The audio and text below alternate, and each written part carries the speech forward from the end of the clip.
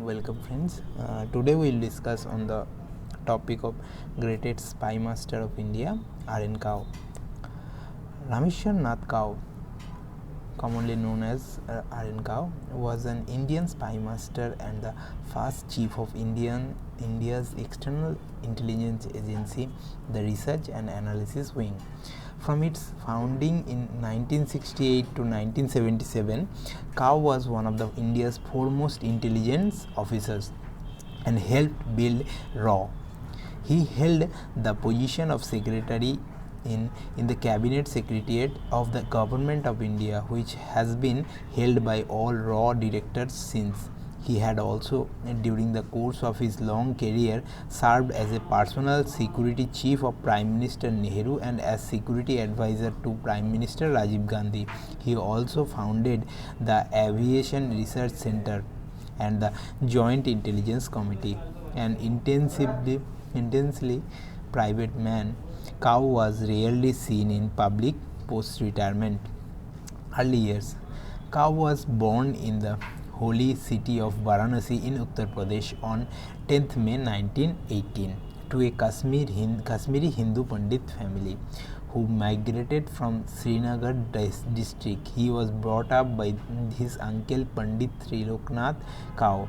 Encouraged to pursue education, he had his early schooling in the city of Baroda in the Bombay Presidency. Here he did his matriculation in 1932 and intermediate in 1934. In 1936, he attained a Bachelor of Arts degree from Lucknow University. He then chose to pursue a master's degree in English literature at Allahabad University. He completed his Master of Arts degree sometime before 1940. Later years, Rameshwar Nath Kao was also known as Ramji amongst his friends and colleagues. A fiercely private man, he was rarely seen in public. He knew too much to make a public statement or write a book. Some attribute this to a life devoted to adventure and espionage, which made it very difficult for him to mingle publicly. He was a recalls leading a heavily guarded life in his New Delhi bungalow, very rarely giving interviews. From 1989, Kao dedicated his time largely to the task of restoring the dignity and honor of the Kashmiri Pandit. He interacted with various political leaders and the Indian government to see that the Kashmiri problem was not forgotten. He died in 2002 at the age of 84. He is survived by his wife Malini Kao, to whom he had been married for 60 years, and daughter Achala Kaul. Personal traits. Kao was well liked in the international intelligence agency community. His professionalism was well regarded by his colleagues and the Prime Ministers Nehru and Indira Gandhi. Handsome, incorruptible, suave, and intellectual, Rameshwar was a shy and humble person. Count Alexander de Marchis, erstwhile head of French External Intelligence Agency or SDECE, Service for External Documentation and Counterintelligence as it was then now known, named Kao as one of the 5 great intelligence chiefs of the 1970s. About Kao, whom he knew well and admired, the Count remarked, "What a fascinating mix of a physical and mental elegance! What accomplishment, what friendships, and yet so shy of talking about himself, his accomplishments, and his friends." Alexander praised the way Kao had built up RA into a professional intelligence organization and made it play a key role to change the strategic face of the Indian subcontinent within a span of 3 years of RA's information. Career. Kao for a while took up a job in a cigarette company floated by Pit Jagmohan Narayan Musram, the then Chief Justice of the Benares State. Kao took classes in law at Allahabad University but left when he joined the Indian Imperial Police in 1940 after passing civil services examination. His first posting was in Kanpur as an assistant superintendent of police. Kao was deputed to the Intelligence Bureau on the eve of independence when it was being reorganized under B.N. Malik. He was put in charge of VIP security, which included the tasks of looking after the security ring of Prime Minister Jawaharlal Nehru. Sometimes in the late 50s, he was sent to Ghana to help the then government of Prime Minister Kwame Nkrumah set up an intelligence and security organization there. Then, RA&W, Kashmiri Princess was a Lockheed L-749A Constellation aircraft owned by Air India, which exploded in mid-air and crashed into the Pacific Ocean on 11th April 1955, while the route from Bombay, India and Hong Kong to Jakarta, Indonesia, carrying delegates to the Bandung Conference. 16 of those on board were killed. The 3 survived. Investigators believed that the explosion had been caused by a time bomb placed aboard the aircraft by a secret agent of the Kuomintang, also known as the Chinese Nationalist Party, who was attempting to assassinate Chinese Premier Zhou Enlai, who had been scheduled to board the plane to attend the conference but had changed his travel plans at the last minute. Kao, along with British and Chinese agents, proved the circumstances leading to the crash. His work with the Chinese earned him a later the recommendation from Zhou Enlai. RA&W, Kashmiri Prince. Under the new government in 1977, Prime Minister Indira Gandhi was toppled when the Congress was defeated in the elections by the Janata Party. Kao's closeness to Indira Gandhi had aroused deep suspicion among the political class about his role in the emergency. However, Kao had privately advised Mrs. Gandhi not to declare emergency. His tenure had been extended by Mrs. Gandhi. He would have retired in 1976 otherwise. Kao created the National Security Guard during the Punjab militancy during the 1980s to address the needs of the government of India to counterattack terrorism within the country. When Morarji Rai Desai government came to power after the emergency, Kao was under no illusion about how the new set of politicians who had publicly attacked Indira Gandhi for spying on them would react to his presence. He resigned quietly and kept out of the public eye. Through inquiry cleared him the raw of all blame.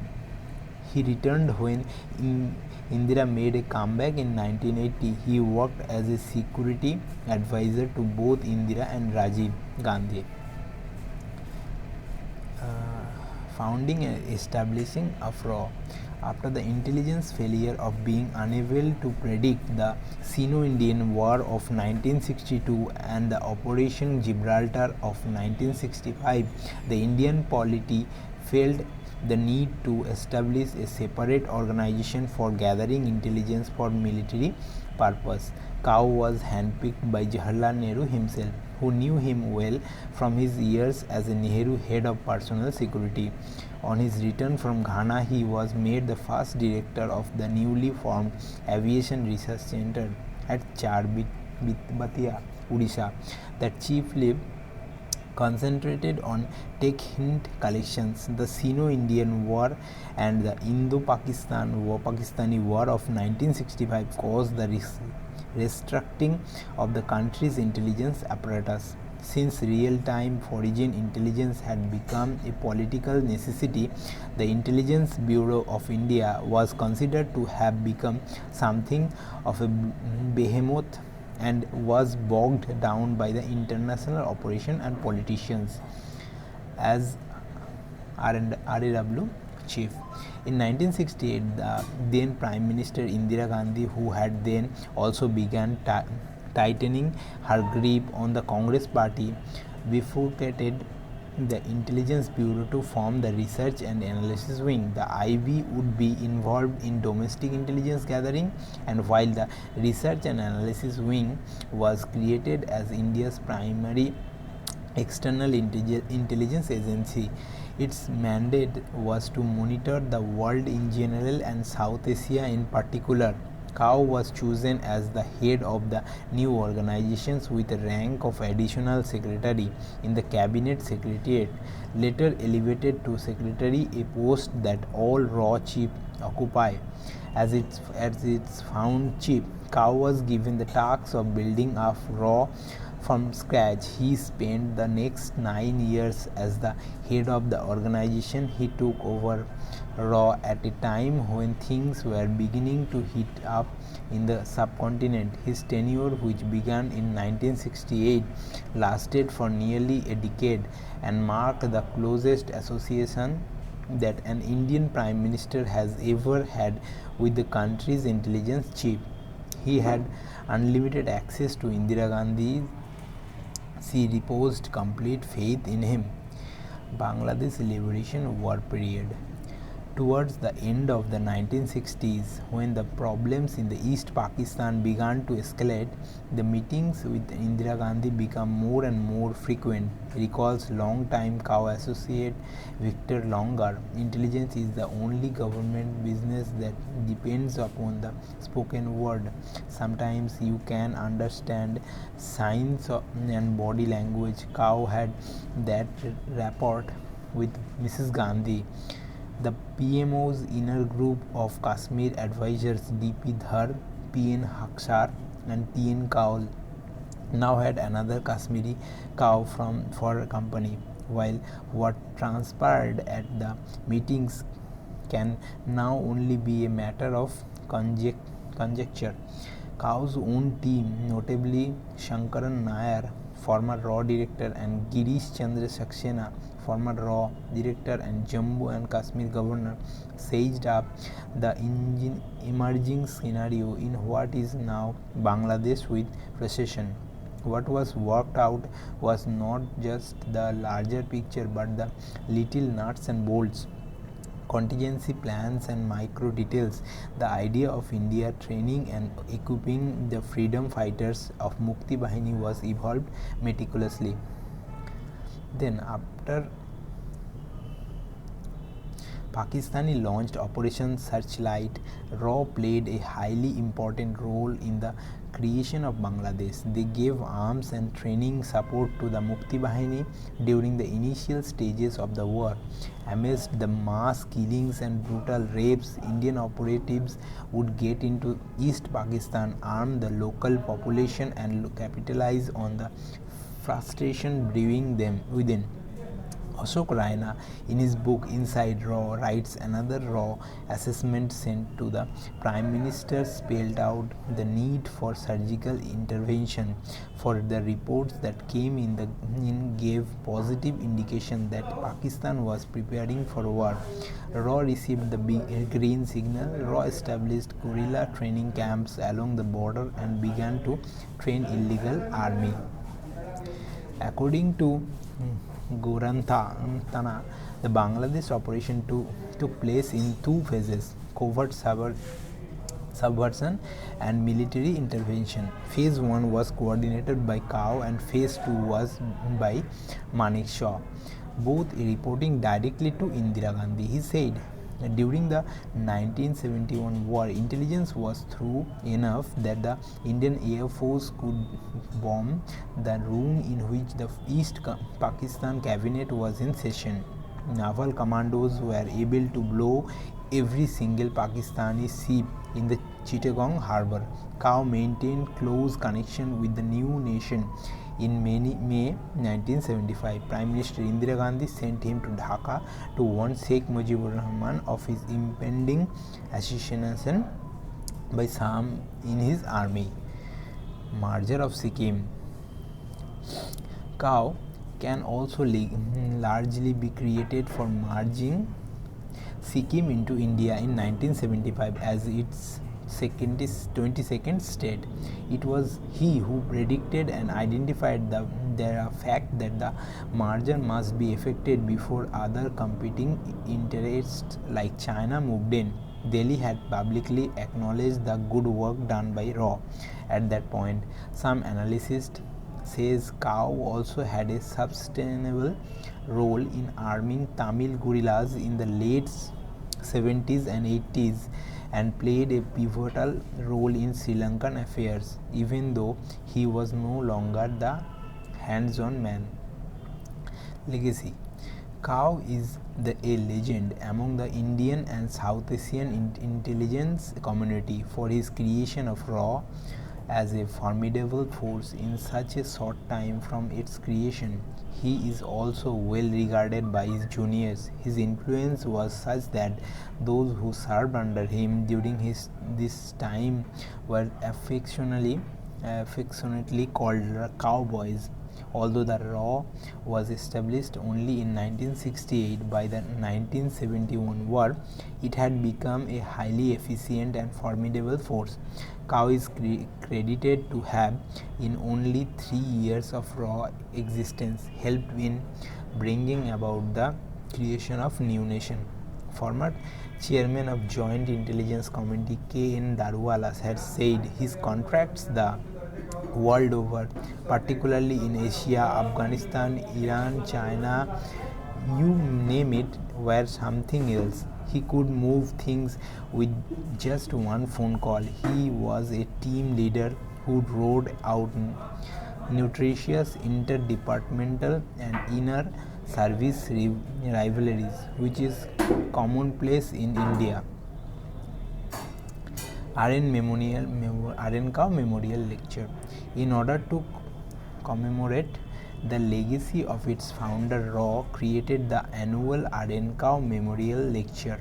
The first lecture took place in 2006 on the 5th anniversary of Cow's death and was delivered by writer-diplomat Shashi Tharoor. In 2007, Kumar Mangalam Birla delivered the second annual lecture. He focused on the shortage of people with the right skill set in and out of the government. He counted the scramble of talent as one of the issues that looms the largest globally and in India over organization in the private and public sector. Thank you.